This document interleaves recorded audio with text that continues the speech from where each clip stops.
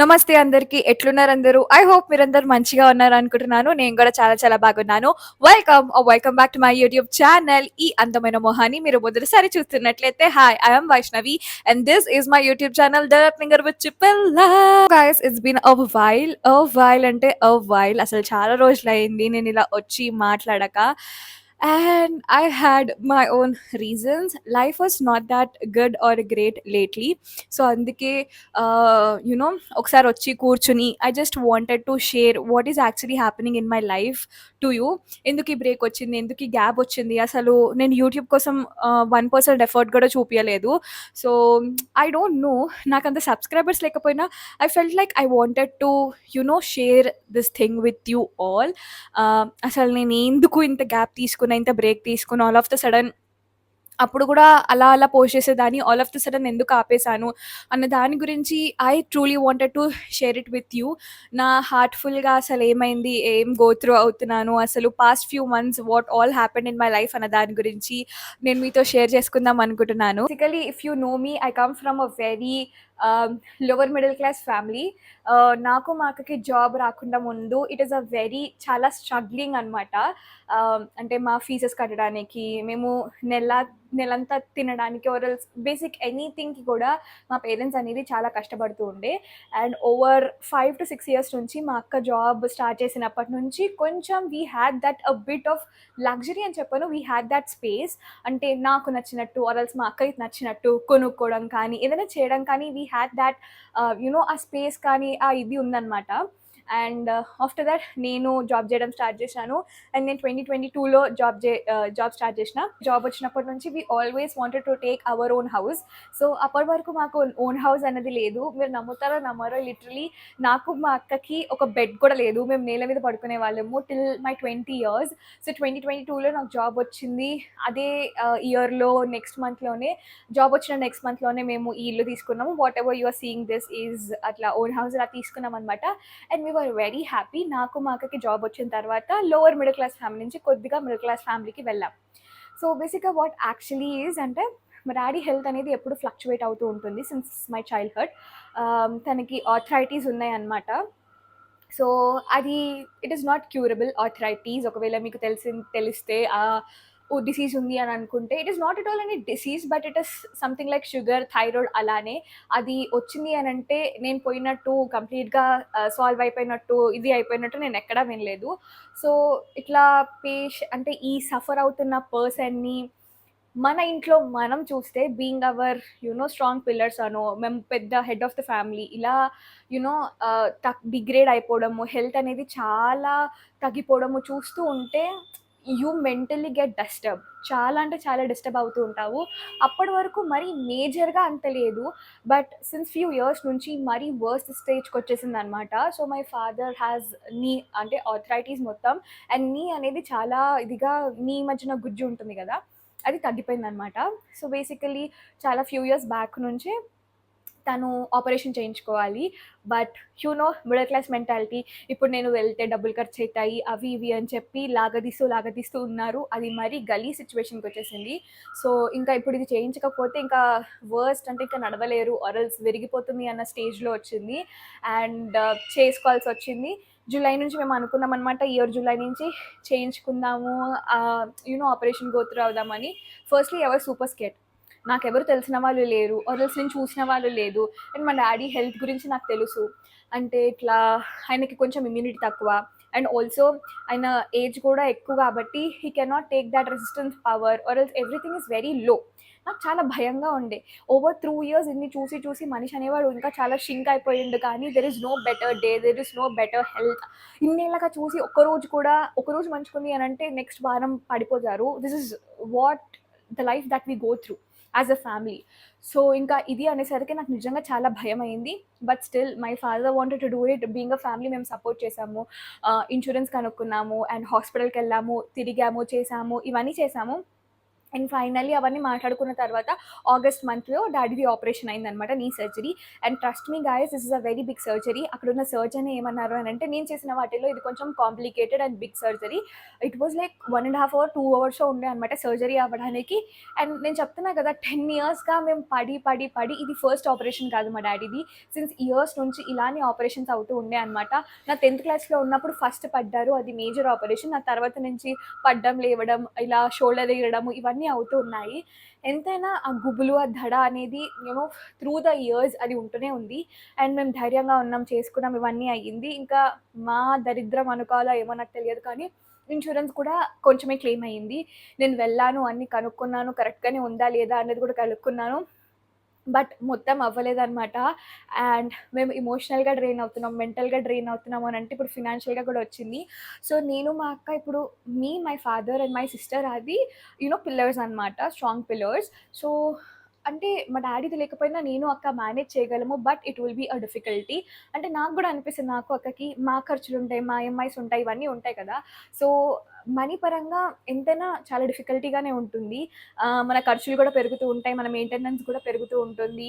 And first main operation, hospitals ఇవి అనంగానే టాబ్లెట్స్‌కి, తిరగడానికి ఎంత అవుతుందో మీకు కూడా తెలుసు. సో, ఇలా అనుకున్న తర్వాత మాకనుకోకుండా చాలా, చాలా బిగ్ అమౌంట్‌లో మాకొచ్చిందనమాట. ఇన్స్యూరెన్స్ అనేది మేబీ ఓన్లీ 50% వచ్చింది. ఇంకో 50% మేము కట్టుకోవాల్సొచ్చింది. అండ్ దాని మీద ఫిజియోథెరపీ, దాని మీద మెడిసిన్స్, తర్వాత ల్యాబ్ స్కాన్స్ ఇవన్నీ ఉన్నాయి. ఇమాజిన్ లైక్ ఎంత ఎంత ఖర్చయి ఉంటుందో. నేను మా అక్క ప్రిపేర్డ్ ఉండే. లైక్ మా డ్యాడీ అన్నారు, "నేను 1 మంత్‌లో రికవర్ అయిపోతాను. నేను బయటకెళ్ళిపోతానన్నారు." బట్ నాకు తెలుసు ఆయన హెల్త్ ఏంటి, ఆయన రికవరీ స్టేజ్ ఏంటి అన్నది నాకు తెలుసు కాబట్టి నేను, అక్క అనుకున్నాం ఒక 2 మంత్స్ ఇల్లు మొత్తం మనమే చూసుకోవాలి అనంటే అంటే if he is giving or not అన్నది సెకండరీ. బట్ స్టిల్ మనం చూసుకుంటాం, చేస్తాము అన్నది ఉంటుంది కదా!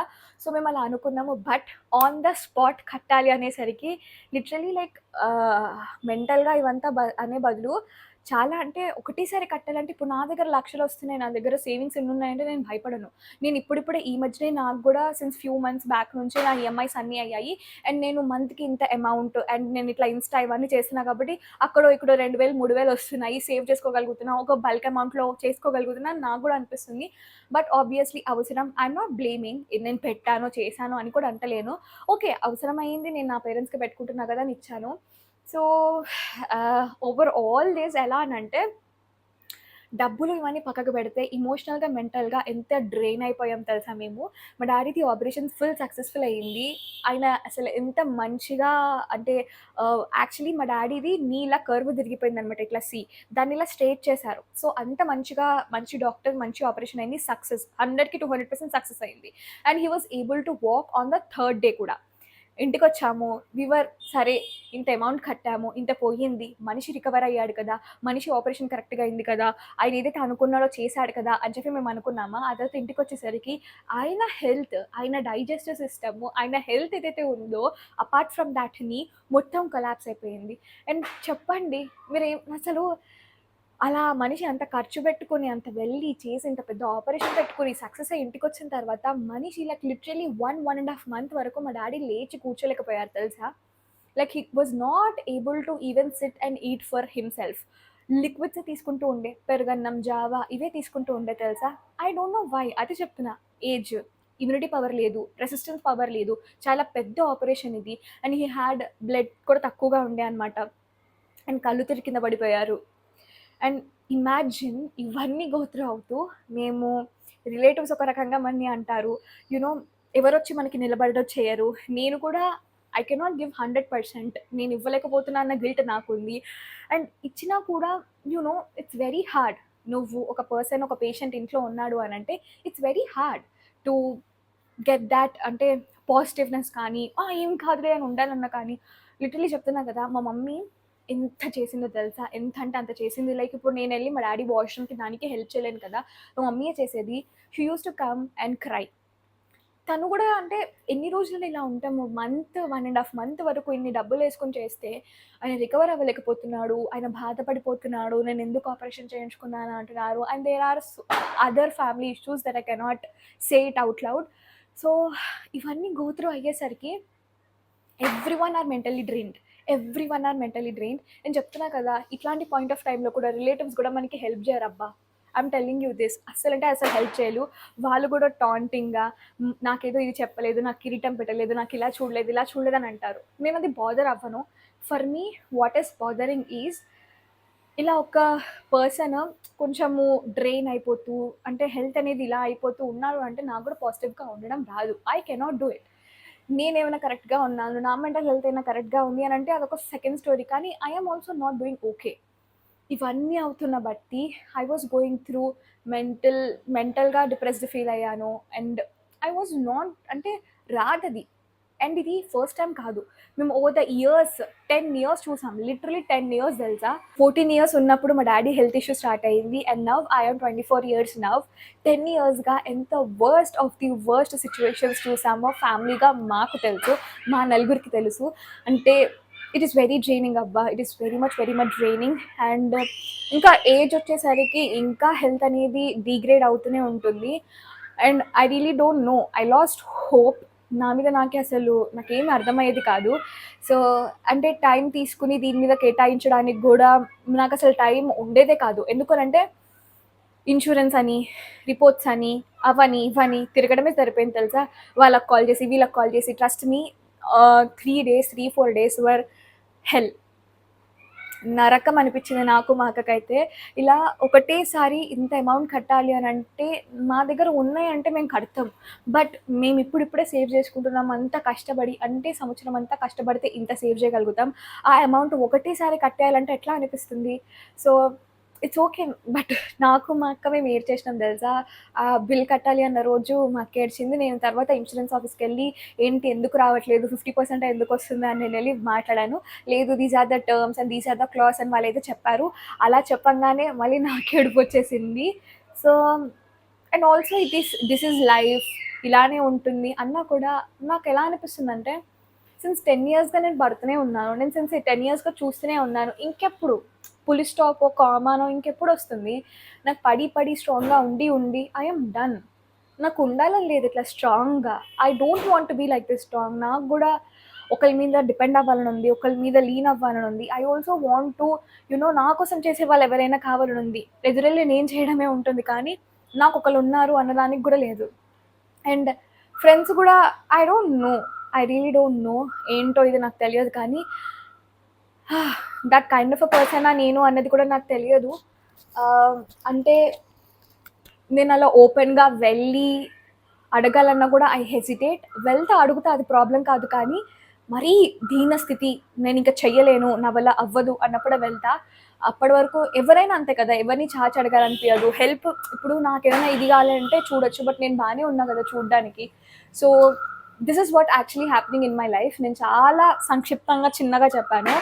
బట్ ఓవర్ 2.5, 3 మంత్స్‌గా ఇవన్నీ నడుస్తున్నాయి. Upon this there is obviously మాట అనుకున్నప్పుడు గొడవలు ఇవన్నీ అవుతూ ఉంటాయి కదా. దానివల్ల కూడా చాలా మెంటల్‌గా డ్రెయిన్ అయిపోయాము. And it's okay. ఇప్పుడు బెటర్‌గా ఉన్నారు మా ఫాదర్, టచ్ వుడ్. అంతా మంచిగానే ఉంది. He still in the recovery stage. మరీ అంత ఏమీ లేదు. He is able to work on his own. So ఇప్పుడైతే బాగానే ఉంది.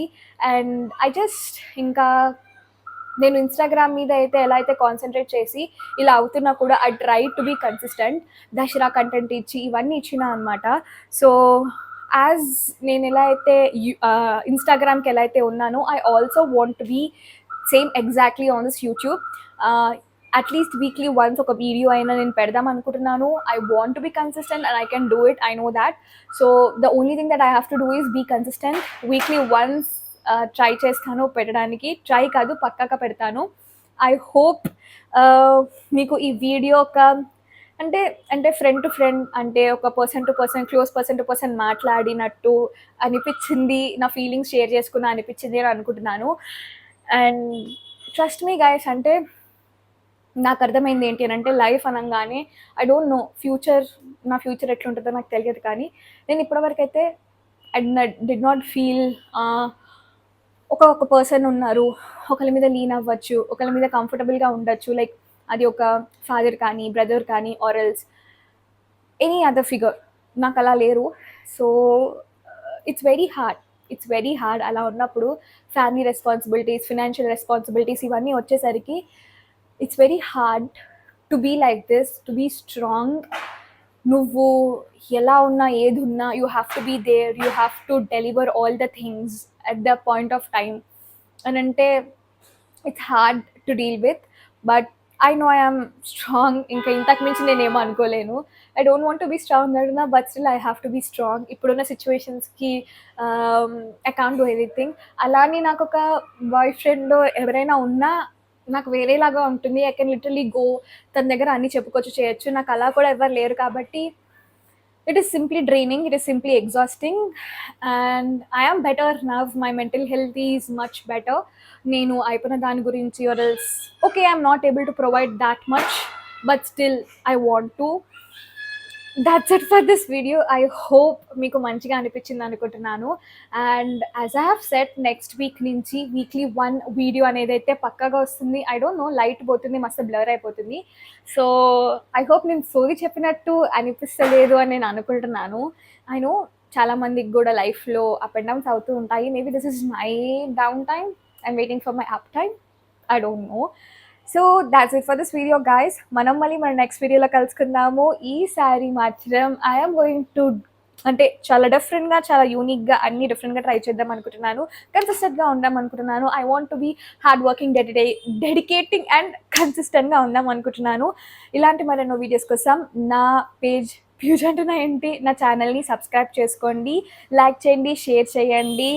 And I don't know, I'm really like ఏం చెప్పాలో కూడా నాకు అర్థం అవ్వట్లేదు. So bye.